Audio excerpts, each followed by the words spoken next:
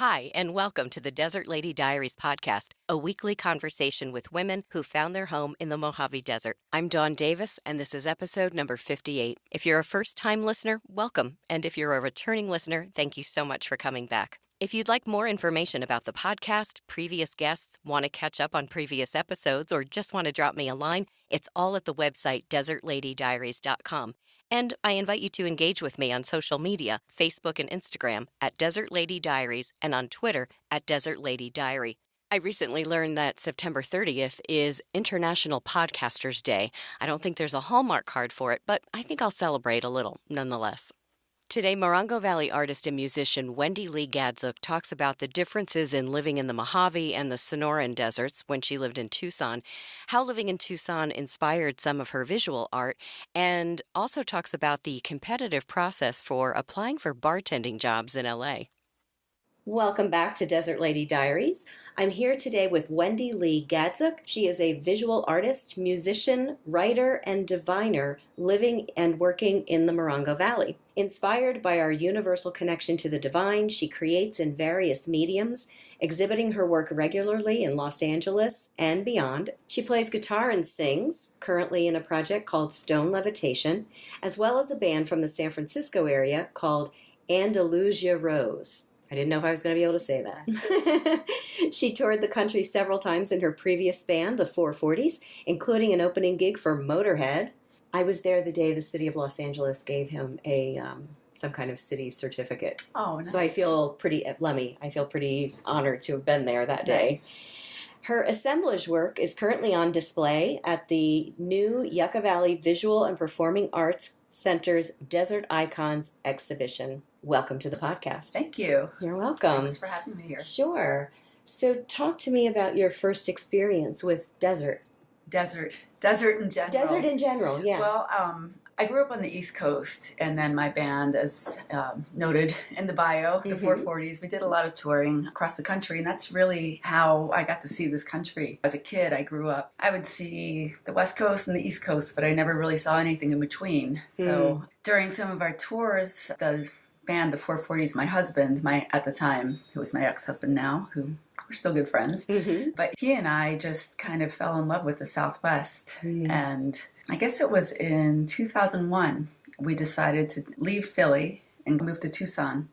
And that was kind of like, that's how I got introduced to the desert, really, is we're living in Tucson. And I lived there for 4 years, got divorced, moved to LA, and then moved to Oakland, where I had been living for close to 10 years before I moved here. But every day I thought about how much I missed Tucson, because that was my association with desert at the time. How did you guys decide on Tucson? Well, we loved the Southwest, we loved the desert, and his brother lived in Tucson, so that just kind of seemed like a logical place to move. Right, and somebody there that's familiar and can kind of show you the ropes, if you will. Right, and it had kind of a happening little art and music scene that we were kind of attracted to. A lot of cool historical buildings and that type of thing.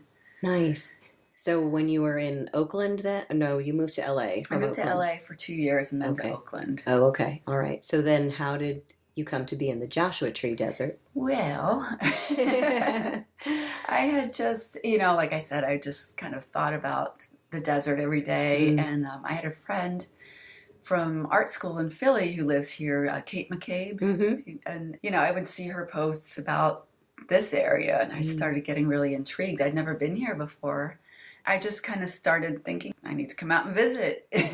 And I did, and I just fell in love with it here. And I think there was a part of me that didn't think that moving here, buying a house here was an option because it was California, and I thought that meant that, tiny house was going to be $300,000. Right. So, and then I started hearing about the housing costs here were comparable to Tucson, closer to LA, closer to Oakland. I can still kind of keep my connections in those places if I move here. And life just kind of happened in a way where it was time for me to leave Oakland. My boyfriend was ready to leave. He loved the desert too, which is fortunate because not everybody does. No. Yeah. And here we are. Great. So you came and visited Kate, and then, so how many times would you say you came back and forth before you finally said, you know what, we just need to pack up and be there? Not that many. A few times, and my band played here at the Joshua Tree Saloon, and that was a weird gig. How so? But, it was just one of those. We showed up, and they're like, "There's no band booked here tonight." I'm like, Oh, yeah, no. there is." And we were just sitting down eating dinner, Right. It's interesting. Yeah. I feel bad sometimes for the musicians that are in there playing like that, because it is kind of you're kind of like the background. You're not necessarily the main attraction. Even on open mic nights, people are just in there eating their meals, chit-chatting at tables. And the bands or the music is kind of just background. Right. So we had fun, though. Good. We just mixed it up. And I did some solo stuff. Right. Kate was there. Another old friend from Philly who lives in Indio showed up. Oh, nice. Yeah, so it was fun. It was interesting, but it was fun. Right. So you were back a couple of times and then just said, we're just going to move. Yeah, I started looking at houses just kind of casually at first. And I'm like, well, I lost my job in Oakland due to a repetitive stress injury. And living here isn't sustainable anymore. And I need to just move somewhere where it is, where I can really be an artist and not worry about paying $1,500 a month in rent every month. Right. And even for that area, that's pretty low. It is. I had a huge place. And that was the thing. I was stuck. I couldn't move. And my boyfriend is disabled. There was no easy way to get him in and out of the place. So he couldn't move in there. So I'm like, all right, we got to go somewhere else. Yeah. So now you've been here for how long? It's been almost 2 years. Okay. Yeah, same for me. Yeah? Yeah, It exactly. seems like I was just talking with somebody at an opening, and we've met so many people that moved here about 2 years ago. I would agree. I have the same experience. Yeah, there must have been something in the air that that attracted all of us. Yeah, like, to run. come here. Yeah, go. Get out of wherever you are. So when you moved, you said when you visited, you knew Kate and a couple of other people maybe. Yeah. So would you say that's how you kind of developed your network here? Yeah, I would say that was the start of it. And just, being involved in artistic and music type things. Right. There's definitely a community here that helps with that. Right. And very encouraging. Definitely. Come on, where's your stuff? Or come on, get on stage or whatever. Yeah, it seems like that. Everybody's interested in helping everybody else and just making it a really cool place to do our thing. Definitely. Which is really great. Definitely. So having lived in Tucson before, were there many surprises or differences you noticed between the two deserts, let's say? They are different. My experience living in Tucson was a little bit more suburban than my experience in Morongo Valley, like out in the canyon. Yeah. So, whereas in Tucson, I would go out to Gates Pass or go out to the Saguaro National Park and walk around. I didn't live in that, where I feel like here I'm living in it. I go out for a walk sometimes in my neighborhood, and I come back home and it just makes me realize that, wow, like, I'm in it. Right. It's like I just have this little house that's a part of this big, vast landscape that's really beautiful. Yeah. I was telling someone today that I grew up in the East Coast in New Jersey. And ever since I moved out on my own, every place I've ever lived, I've decorated like it was the desert. So when I came here for the first time and had my little experience and 3 months later was living here, I had a very similar feeling like, all these years I have created my indoor space to be like it was the desert, and now it's actually inside and outside. And it feels almost, it's a weird word to use, I guess, is complete. Yeah. It just feels right. Yep. I don't know how else to say it. Yeah. Yeah.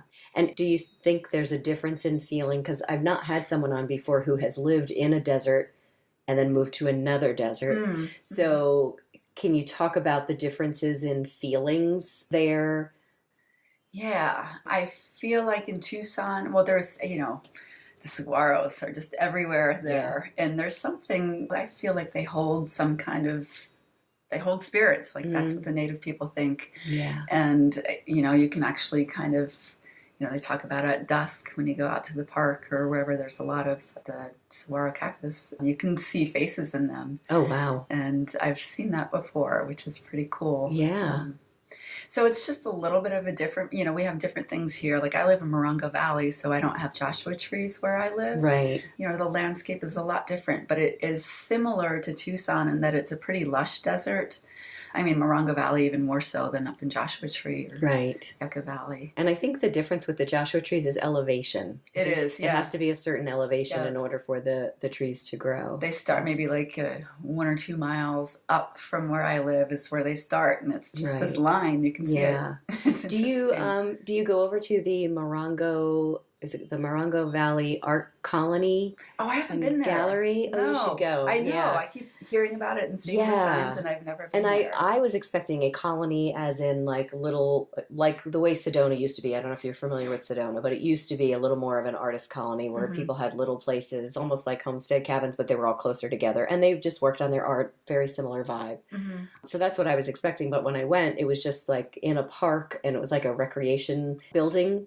And then inside, though, they have a gift shop and gallery. So you can actually go in and be a member of the colony and then put your work in the gift shop. Oh, cool. Yeah, and they give the artists, I think she said it was 80%. Oh, that's you nice. You get 80% and 20% goes back. Yeah, exactly. Yeah. So, I think I've driven by it, but I haven't actually been in. Yeah, so you should check it out. They're having Fall Festival September 22nd. Okay. Yeah, and I'll be just there with a table for the podcast. Check it out. I will. I will. I'm close. Yeah, exactly. I thought you were going to talk about the Morongo, what is it, the Wildlife Preserve? Oh, yeah, that's beautiful too. Yeah. Have you been in there? Yeah. Yeah, it's really beautiful. It's nice too. And like I said, because my boyfriend's disabled and they have the little boardwalk. So Right. it's something that he can actually that's great. take part in as well. Yeah. Oh, that's awesome.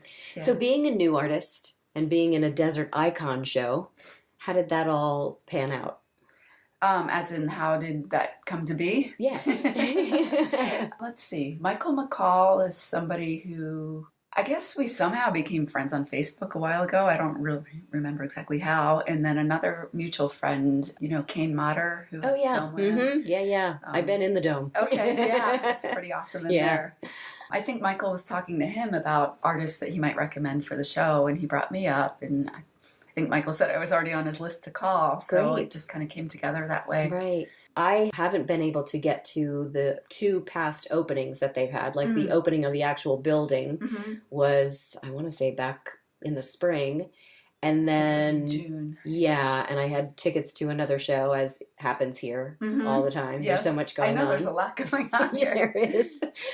And then the second opening that they had for Desert Icons was one of the nights I was wrapping up at Fringe, the Fringe Festival. So I finally took the opportunity last Saturday and gave myself an art date. And so I went to the Colony, and then I went to the Yucca Valley Arts, and then that night was Second Saturdays in Joshua Tree. So I went into all the galleries as well. So it was a big art day, big inspiration. Art it out. Yeah. So when I went into the Yucca Valley Gallery and saw some of your work, it really appealed to me. Oh, thank you. And I just wanted to talk about some of the elements of it and where you got your inspiration from, because most of them look like they are either old guitars or guitar cases that have then been decorated in almost a, I'm going to say this wrong, Dia de Mortes way. Yeah. What was your inspiration for those? Because they all have a similar, that's like an aesthetic, it looks like. Yeah. I have 4 pieces in the show, and 2 of them, were from the same guitar case. One of them is the inside, and the other one is the lid. Okay. That started off as 1 piece and then eventually morphed into 2 pieces. Okay. And those pieces were kind of inspired by, living in Tucson, I think, did inspire that kind of Dia de los Muertos, aesthetic, although I'm not of that culture. Right. But there is something attractive to me about it. I don't know. I don't know. I'm drawn to it though. Yeah. And it just kind of permeated, especially in Tucson. Just being closer to Mexico. I think that's a difference that I feel between here and Tucson. Is there's definitely much more of a Mexico connection with Tucson because it is very close. But that kind of just infiltrated slightly into my aesthetic a little bit. I mean, I use everything. People give me stuff all the time. I'm always going to thrift stores and flea markets. And both of those pieces have used vacuum tubes, from amps. Oh, yeah, old amp tubes. And the one in particular that's on the pedestal, the freestanding one, was kind of inspired by just my feelings about playing music and being a woman playing music, and just the loneliness, the kind of isolation and depression that can kind of come with it, but also the being tied to it at the same time and being drawn to it and having my heart there with it. You know, there's a little spiked heart with a little red light and a little compartment in there. Yes. That's part of it. Yeah. Yeah. No, they're really beautiful. Thank you. So, and then the one, did you see the one in the far room on the right? I was in there all by myself and took in every single piece. Oh, so there's a lot. There's a lot of great work in that. But there was nobody to stand in my way, which is nice. I want to go back and kind of look at it in an empty-ish space. Well, that one was made with, my boyfriend is in the hospital right now.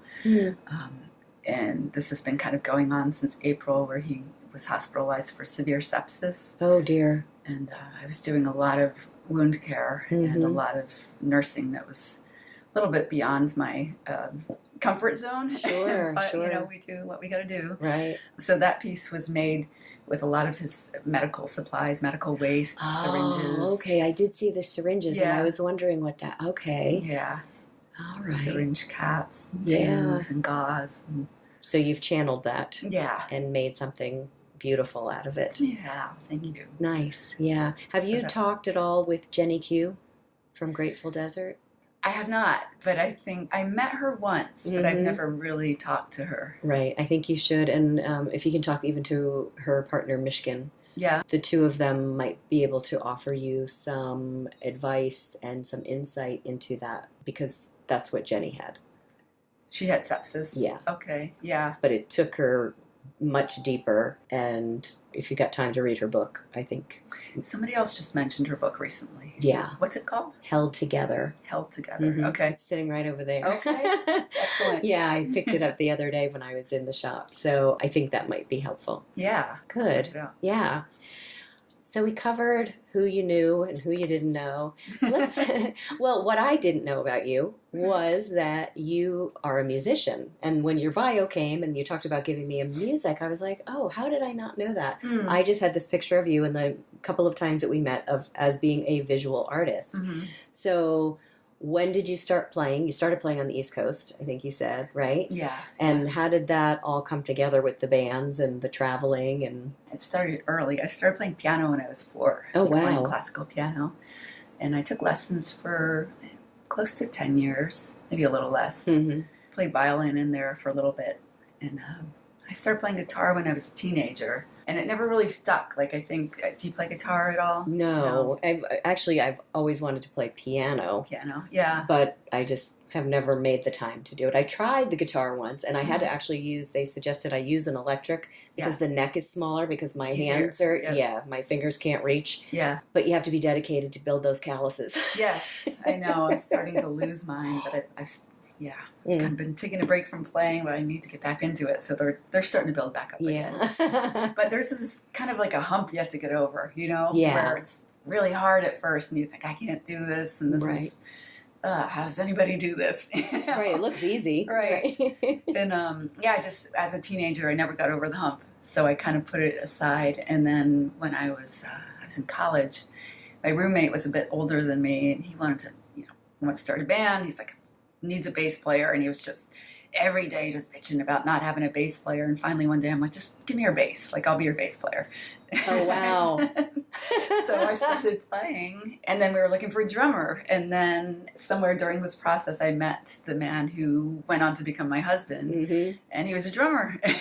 And he had gotten sober and thought that he would never play drums again, and he had his drums in storage, and he said the day after he met me he took his drums out of storage and started playing again. So we went on to do, I think we were in 3 bands together. The 440s was the one that really did the most and toured the country. Put out a bunch of records on Dionysus Records. So Lee Joseph actually lives out here. Oh, so, yeah. Yeah, there's so many connections. Oh, that are my just goodness. kind of coming together. You know? Yeah, that happens here. Totally. Yeah. Totally. And, so that band kind of fizzled out after a while. We got divorced. We were in another band in Tucson called Whiskey Bitch. And we continued to play in that band together for a while after we split. But then I just left, moved to LA, joined another band. 2 bands. I was in a band called Cockpit and another band called Sucker Star. with some of the girls from Betty Blowtorch. Then I just had enough of LA. And that happens too. Yeah, I was only there for 2 years, but it feels like so much longer. What do you think it was about it that you were like, ugh? Well, it was a difficult time in my life. You know, I fairly newly divorced. I was in another long distance relationship with somebody who lived in Oakland.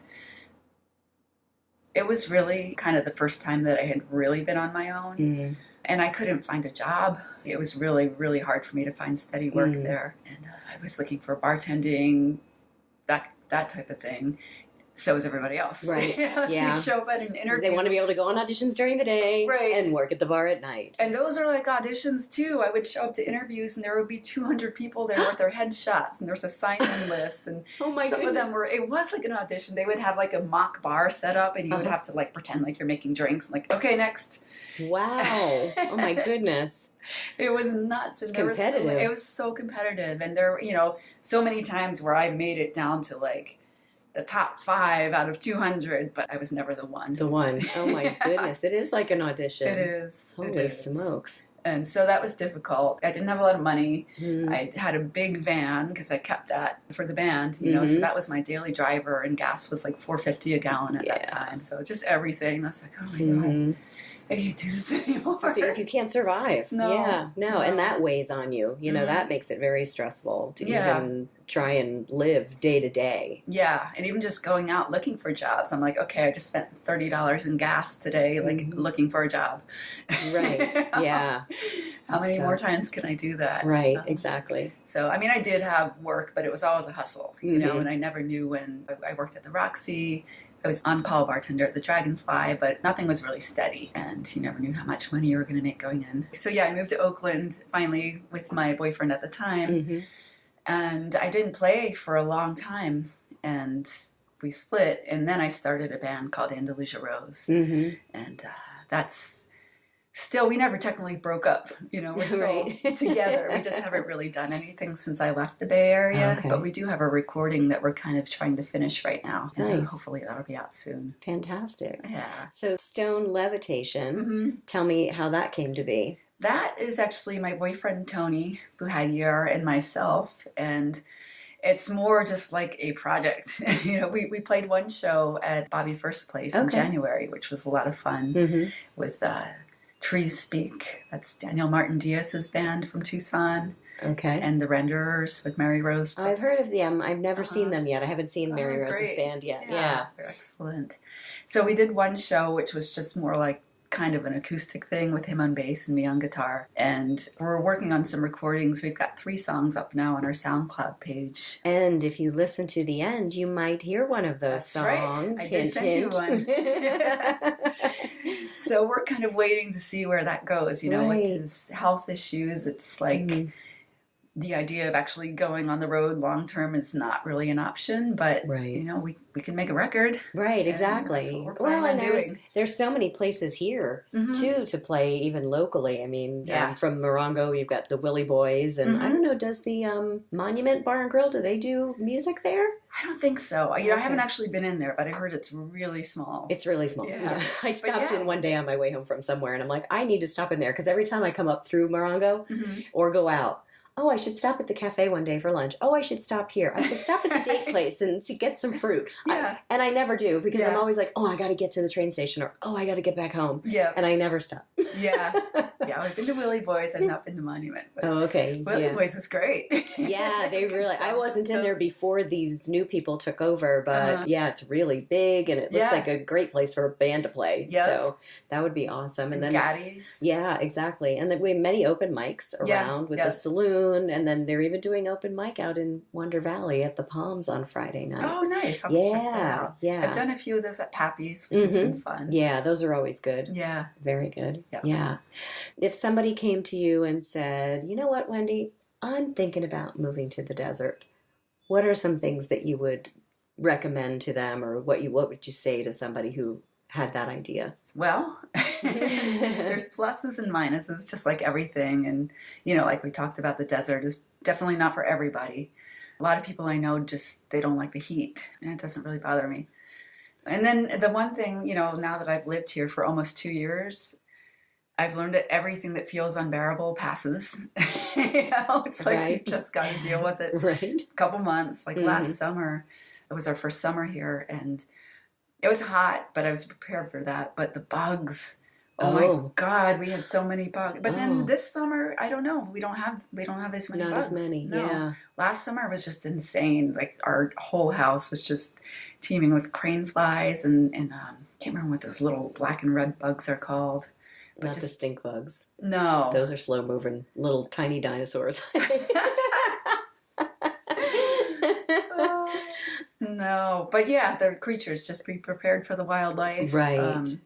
And I don't know, I think, and everybody has a different opinion about this, but I feel like it's important to learn to live in harmony with it, even these things that are potentially dangerous or even deadly. Right. You know? Well, and they were here before we were here. Right. So we're kind of encroaching on their space. Totally.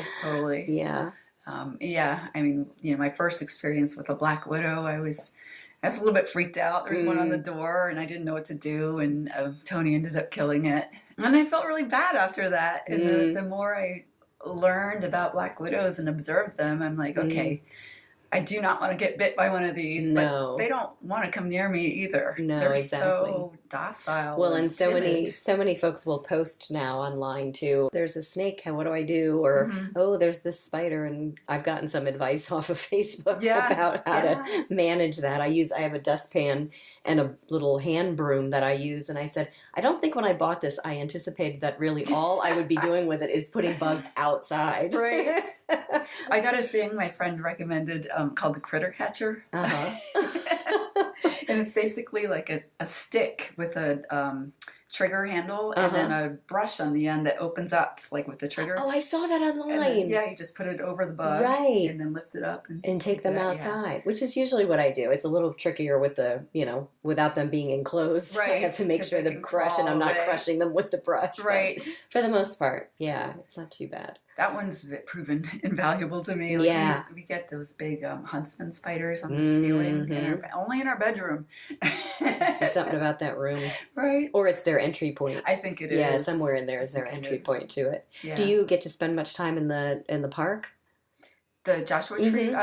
Some. My mom was just visiting a couple of weeks ago, and so we went through a couple drives through the park. And not as much as I'd like, though. It's really beautiful. I think it's like anywhere else. I mean, when I lived on the East Coast, so many people, you're in proximity to the Empire State Building or the Statue of Liberty. I never went to either of those. See? Yeah. So it's just sometimes I think we just take for granted what's, right in our backyard. Right. So right. I'm always interested to know what people's relationship is moving here. And I'm not sure. I think for people that are climbers, I think the attraction is the park. Yeah. They can go in all the time and do their climbing, but I'm not really a climber. Yeah. I'm more of a let's drive through from Joshua Tree and have lunch at the 29 Palms Inn or something like that. Yeah. I used to do some climbing mainly when I was a teenager. I actually really enjoyed it. Yeah. But now, with my boyfriend being in a wheelchair, there's, if I'm doing things with him, we have to do things that you have access to. Right. Yeah. And that's okay. Doing the drive-through was nice. Well, and sometimes there are so many more places that are opening up and understanding that they need to provide access for those folks. And so eventually something will probably give in the park and you'll be able to go in there a little bit more. Yeah. Which is I great. think there's like some really beautiful spots just to park and kind of hang out. Just sit and observe. Right. I like going in at night. Yeah. I like going in at night because there's less people there and I can just park and just watch the moon rise or, I've never actually been. I thought it closed at sundown. No? Wink, wink. As long as you have your, a pass with you, because I have the annual pass. So if anybody stops me, because people go into camp and stuff, so they're in there overnight. Right, no, that's what I figured. Yeah. So I go in and I just, do my thing, maybe bring a meal with me or something and watch some of these big moons come up or stuff like that. But if you haven't been in on a full moon night, highly recommend. Okay, yeah. Good to know. So next full moon, I expect to see some photos. All right.